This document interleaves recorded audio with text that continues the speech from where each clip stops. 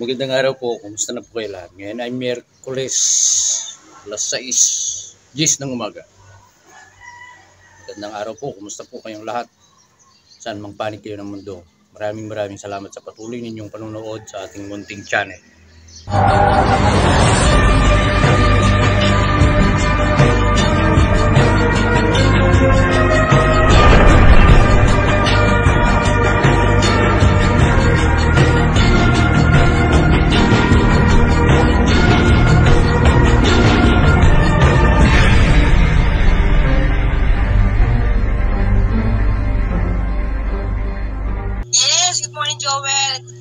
Good morning sa lahat na nanonood sa inyong programa. Ma'am, may dadagdag pa ang palasyo doon sa naging sagot na po ninyo, doon sa naging paratang po ng presidential sister na si Senator Amy Marcos doon sa ating first couple. Meron pa bang idadagdag ang palasyo po doon sa sagot ninyo kagabi?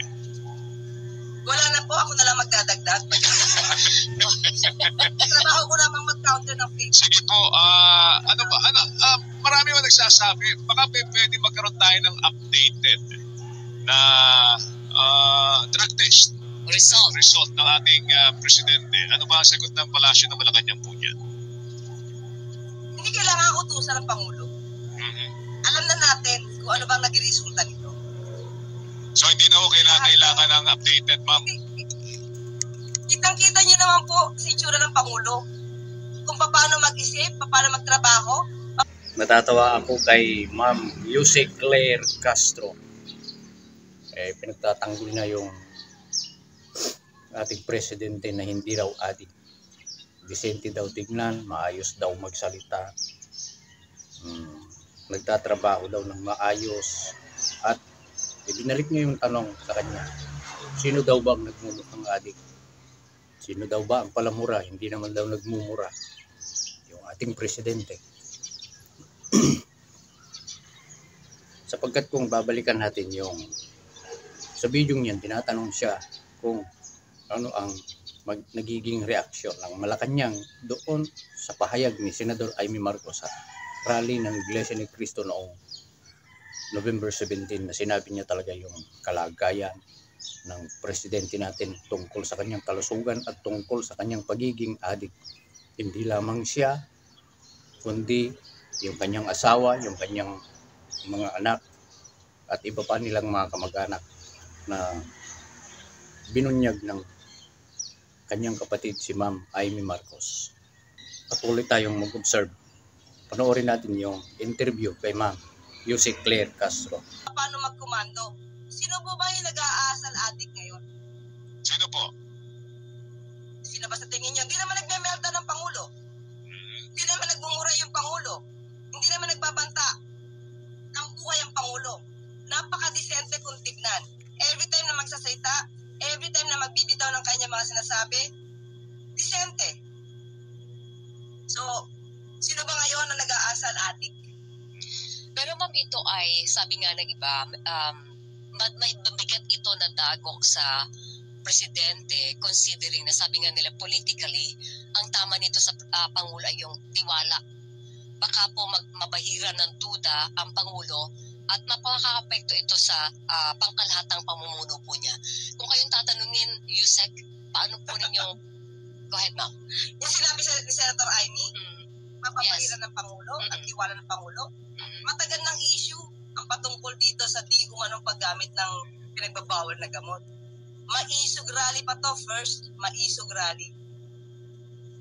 Noon pa to, sinasabi pulburon. Naapektuhan ba ang Pangulo? Alam ng taong bayan kung sino sabi ng totoo. Si Senator Amy pa ba ang paniniwalaan ng taong bayan? Si Senator Amy pa ba na may mukhang may agenda patungkol sa kanyang mga kaalyado at kaibigan? Si Senator Amy pa ba na miyembro ng Team Itim ang dapat paniwalaan ng taong bayan? Tandaan natin, Joel and Weg, na nagpaumpisa ng investigasyon na to para masugpo, mahinto, mawala ang korupsyon dito sa Pilipinas ay ang Pangulong Marcos Jr. na hindi sinimulan ng nakaraang administrasyon.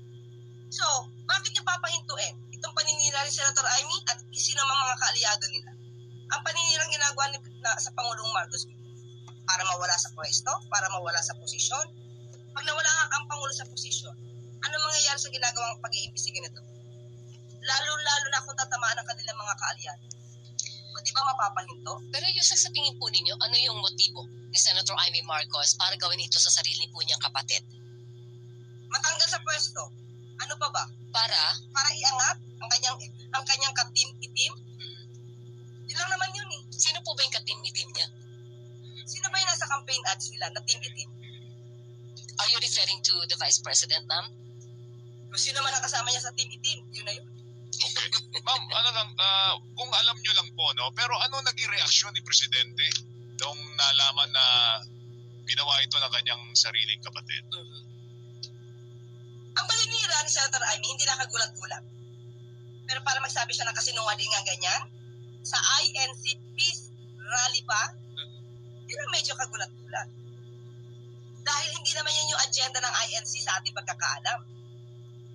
Binibigyan siya ng INC members, ng liderato ng INC na magsalita dyan sa stage, na ang pangunahing agenda ng INC ay pigilan or kalabanin ang katiwalian. So, hindi kaya nagulat ang INC sa pinagsasabi mismo ni Senator Amy?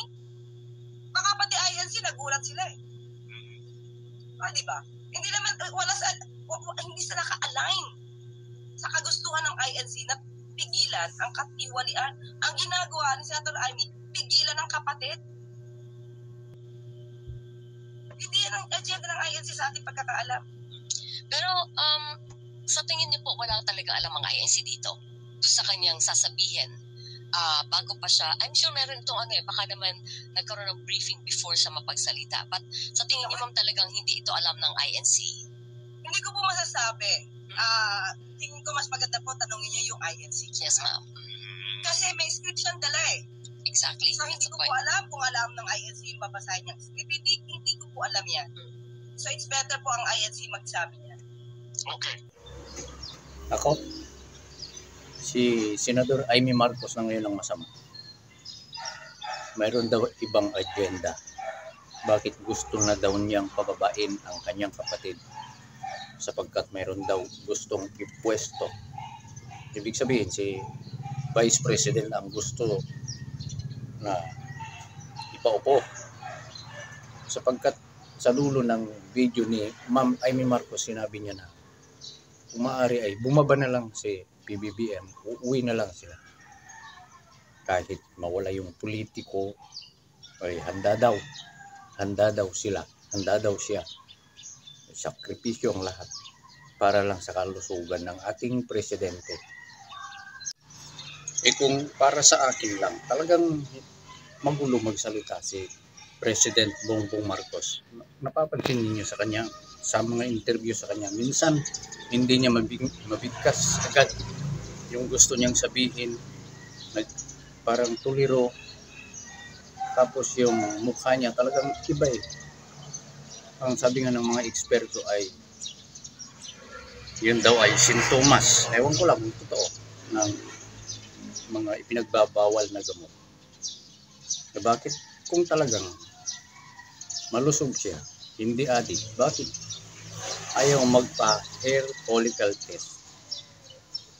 Na marami ang nagre-request na gawin niya yon para malaman, sapagkat isang transparency yan eh, isang bahagi ng transparency na kapag ka ikaw ay pangulo, dapat malaman ng pinamumunuan mo na ikaw ay malusog, nasa tamang pag-iisip. Halimbawa gusto mong mag-apply sa ibang bansa o anumang klaseng trabaho, ang unang-unang hahanapin sa iyo ay ang medical certificate. Kailangan yun yung kalusugan, malinaw na pag-iisip para kung mayroong ipagawa sa iyo ay maayos mong magawa, maayos mong magampanan, pati yung pagsasalita. Tinatanong nila, ano daw ba ang agenda ng Iglesia ni Cristo sa rally na yon? Alam po natin, malayo pa. November 13, nagpahayag ang Iglesia ni Cristo ng mayroong rally para sa transparency and accountability. November 13, ipinahayag na sa social media, sa TV. at doon lang iikot yung programa. Walang ibang babanggitin, walang destabilization, walang magsisigaw na ibagsak si ganito, pababain, wala. At alam po ninyo kung ano yung takbo ng rally ng Iglesia ni Cristo. Subalit nang magsalita si Ma'am Amy Marcos ay naiba.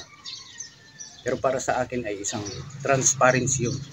Kailangang malaman ng taong bayan kung ano ang kalagayan ng kalusugan ng ating presidente para malinawan po tayo lahat. Ito, alamin po natin ano ba ang naging pagpapahayag ng Iglesia ni Cristo tungkol sa rally at pati doon sa pagsasalita ni Ma'am Amy Marcos. Panoorin po natin at pakinggan kay Edwil Sabala po. Oras na ito, mga kababayan, makinig po kayo mabuti. Muli nating makakasama ang tagapagsalita po ng Iglesia ni Cristo, ang kapatid na Edwil Sabala. Ka Edwil, magandang hapon po sa inyo. Magandang hapon po, kapatid na Jen, kapatid na Nelson. Maraming salamat sa pagbibigay sa akin ng pagkakataon. Mayroon akong nais basahin na statement sa mga nanonood sa atin ngayon. Sige po. Magandang araw po sa inyong lahat. Ito po ang opisyal na pahayag ng Iglesia ni Cristo hinggil sa pagwawakas ng Rally for Transparency and a Better Democracy. Sa isang pahayag na inilabas noong Nobyembre 13, 2025, sinabi ng Iglesia ni Cristo na magsasagawa ito ng 3 araw na rally upang bigyang diin ang panawagan ng publiko para sa isang wasto at transparent na investigasyon kaugnay ng mga anomalous flood control projects sa Pilipinas. Dahil sa bilis at lawak ng media coverage kapwa lokal at international na nalikha ng naturang rally, hindi na kinailangang abutin pa ng 3 araw upang makamit ang layunin na iparating ang mensahe na kami ay nananawagan para sa justice, accountability, transparency at peace. Nagpapasalamat kami sa aming mga kaibigan mula sa media, sa local man o international na nag-cover ng event at nagpalaganap ng mensahe ng rally. Lubos din naming ipinapaabot ang aming taus-pusong pasasalamat sa lahat ng aming mga kapatid na dumalo sa Rally for Transparency and a Better Democracy sa Quirino Grandstand sa Maynila noong Linggo, Nobyembre 16, 2025. Sa ikalawang araw ng rally, Lunes, Nobyembre 17, mas marami pang mga kapatid mula sa iba't ibang probinsya ang dumating sa venue. Ito ay pagtugon sa panawagan ng pamamahala ng Iglesia upang iparinig ang aming tinig sa lumalakas na panawagan ng publiko para sa pamahalaan na agarang tugunan ang malawakang korupsyon na nakaaapekto na sa ekonomiya ng bansa at maging sa international standing nito. Ito rin ay kabilang sa mga pangunahing karapatan na ipinagkakaloob sa mga mamamayan ng bansa. Ang karapatang magpahayag at ang karapatang mapayapang magtipon. Nagpapasalamat kami sa lahat ng nagsikap upang matiyak na ang rally ay manatiling peaceful, orderly, at disciplined. Kabilang na ang Philippine National Police, ang National Government at ang Manila City Government. Lubos po naming pinahahalagahan ang kanilang mga sakripisyo. Mula pa sa pasimula, aming binigyang diin na kami ay laban sa mga kilos na salungat sa konstitusyon. Nagsimula kami ng mapayapa at nagtapos kami ng mapayapa.